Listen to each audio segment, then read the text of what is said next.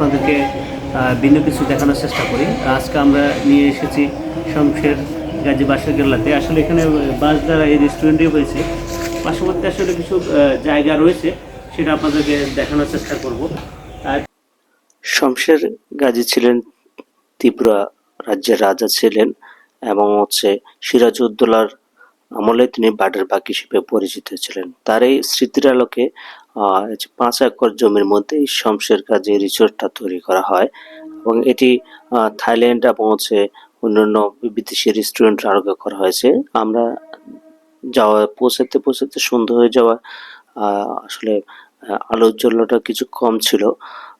আসলে এটা ফেনী জেলার ছাগলনাইয়ার অন্তর্গত একটি গ্রামে এই রিসোর্টটি প্রতিষ্ঠিত হয়েছে। এই রিসোর্টটাতে আপনি খাওয়ার এবং চাইনিজ আইটেমগুলাই পাবেন এবং এর পার্শ্ববর্তী রাস্তাতে আমরা যাওয়ার সময় একটি বড় দিঘি পাওয়া যায়।